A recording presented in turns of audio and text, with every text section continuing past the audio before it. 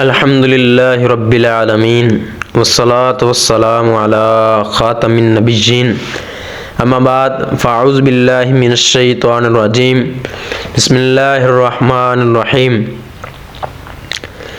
आजकल बहुत सारे लोग ऐसे हैं कि जो एक दूसरे को मनहूस कहते हुए सुनाई देते हैं, यानी कि जब भी कोई काम हो जाए या इस तरह की कोई बात हो जाए तो आगे से कह देते हैं कि तू तो है ही मनहूस है।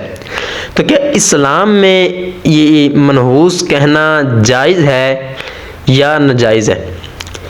तो बदशगुनी भी इसी लिहाज से ली जाती है कि यार इसी तरह का है। नबी पाक सल्लल्लाहु ताला अलैहि वसल्लम ने इरशाद फरमाया कि लैसा मिन्ना मन ततय्यरा वला तुतय्यिर लहू।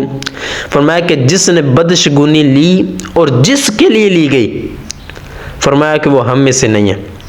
यानी कि आप गौर करें कि जब कोई ऐसा मामला होता है बिल फर्ज, यानी कि जब लाइट चली जाए तो कोई आए तो यही कहता है जाए तू मनहूस ही है, तू ना आता तो लाइट ना जाती।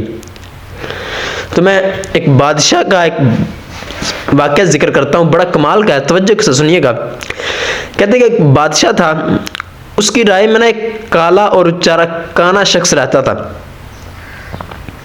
और हर बंदा उसको मनहूस कहता था। तो बादशाह से लोगों ने कहा कि इस शख्स को अपनी राय से निकाल दो। जब उसको बेचारे को खबर हुई कि मुझे निकालने की कोशिश की जा रही है, बादशाह को कहा जा रहा है कि मुझे मेरी ज़मीन से, मेरे वतन से निकाला जा रहा है, तो उसने बादशाह के सामने गिड़गिड़ाया कि मुझे मेरे वतन से जुदा ना करो। तो अब हुआ क्या, लोगों ने चूँकि पहले बता दिया था कि ये मनहूस है, बदशगुनी ली थी लोगों ने इसके हवाले से।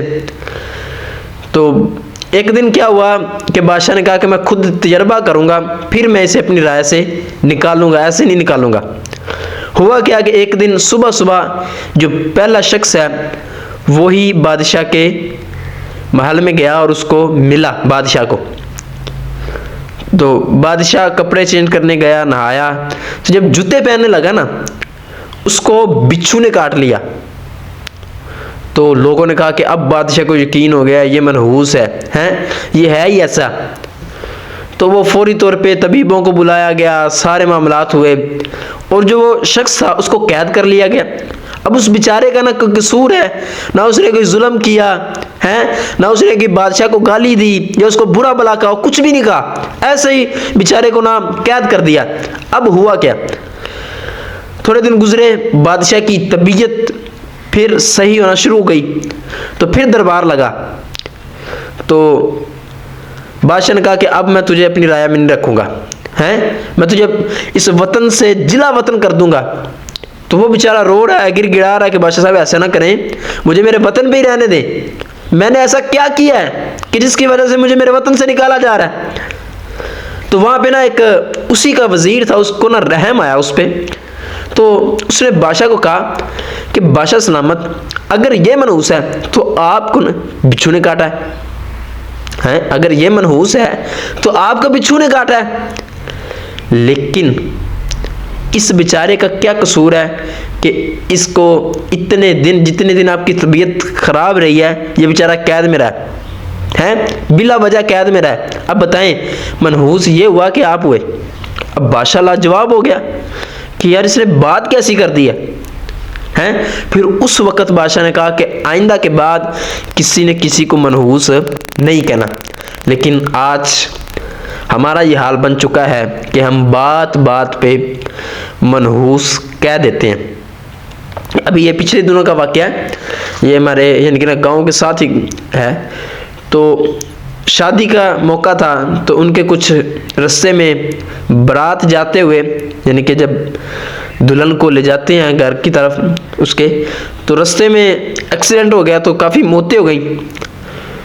तो जब उनको पता चला कि यानी कि हमारे अजीज़ दुनिया से चले गए हैं, तो वो करते कराते जो भी मामलात हुए, तो वो अपने बीवी अपने घर से चली गई शौहर के साथ। लेकिन उनकी सोच देखें कि शोहर के घर वालों ने और शोहर ने क्या कहा जी, ये मनहूस है, इसकी वजह से मेरे जो अजीज़ हैं, मेरे ताया चाचा जो भी इस दुनिया से चले गए।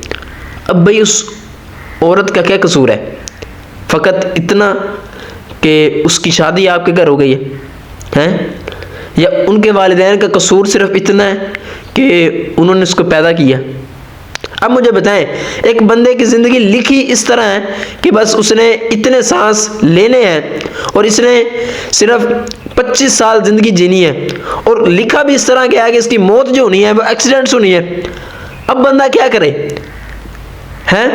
यानी कि अभी वो घर नहीं गई, पहले ये मनहूस है, इसके आने की वजह से ये दुनिया से चले गए। और भाई खुदारा ऐसा ना करें, ऐसा ना करें। नबी पाक सल्लल्लाहु ताला अलैहि वसल्लम ने इरशाद फरमाया कि जो किसी को इज़ा दे हैं, उसने मुझे इज़ा दी, किसी ने मुसलमान भाई को इज़ा दी, तकलीफ़ दी, गोया कि उसने मुझे तकलीफ़ दी। और फरमाया कि जिसने मुझे तकलीफ़ दी उसने गोया अल्लाह को तकलीफ़ दी। अब मुझे बताएं यार, हम बात बात पे मजाक में ये कह देते हैं मनुसा। अब मुझे बताएं, क्या ये हमारे अल्फाज कहने बनते हैं? अगर नहीं बनते तो मुझे बताएं फिर मैं और आप क्यों करते हैं? हम गोया कि अल्लाह और उसके रसूल को नाराज़ करते हैं। तो मेरी तमाम दोस्तों से गुजारिश है कि इस तरह के जो अल्फाजात हैं इनसे बंदा गुरेज करे।